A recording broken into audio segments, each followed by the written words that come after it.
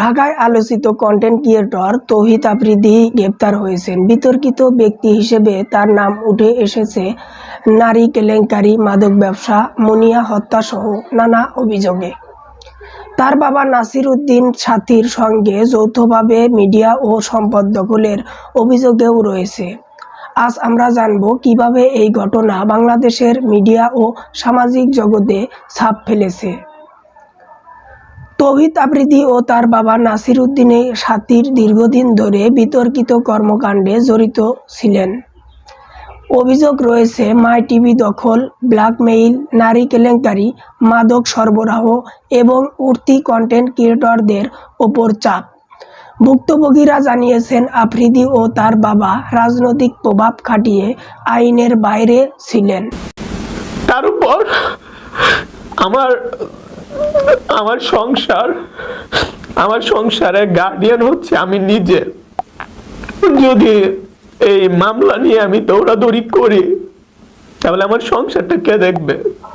এক্ষেত্রে প্রশ্ন ওঠে, যতদিন তারা সরকারের প্রভাবশালী ব্যক্তিদের ছত্রছায়ায় ছিল, কেন আইনের আওতায় আসেননি তারা? মিডিয়া ও সম্পদ নিয়ন্ত্রণের মাধ্যমে কতটা প্রভাব ফেলা যায় সেটা স্পষ্ট হয়ে উঠেছে তাদের বাপ বেটার চরিত্র দেখে। নাসির উদ্দিন সাথী একসময় নিঃস্ব ছিলেন। জবরদখল ও প্রতারণার মাধ্যমে মাই টিভি দখল করেন। প্রকৃত মালিক বিলকিস বেগমকে নানা ধরনের হয়রানি ও মামলার মুখে সরিয়ে দেন।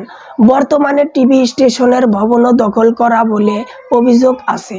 সাথী তার রাজনৈতিক প্রভাব ব্যবহার করে বিভিন্ন জমি বাড়ি দখল করেছেন।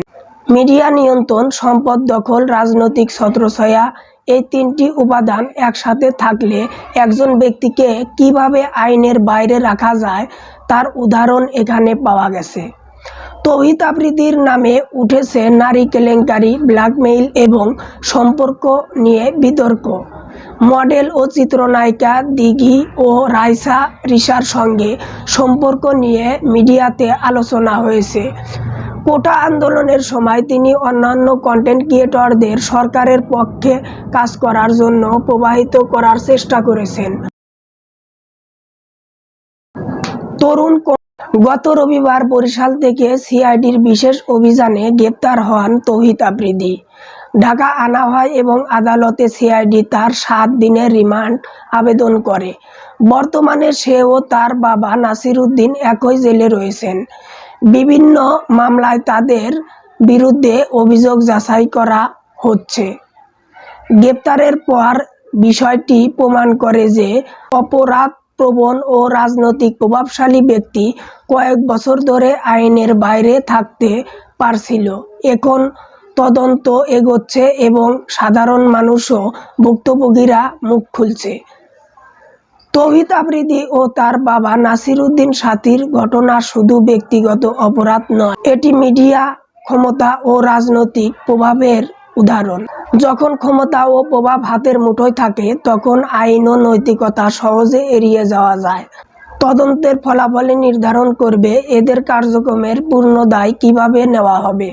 ততক্ষণ ভালো থাক। Unlimited news BD YouTube channel যারা এখনও সাবস্ক্রাইব করেননি অবশ্যই চ্যানেলটি সাবস্ক্রাইব করে সাথে থাকবেন। এতক্ষণ সাথে ছিলাম আমি জসিমউদ্দিন।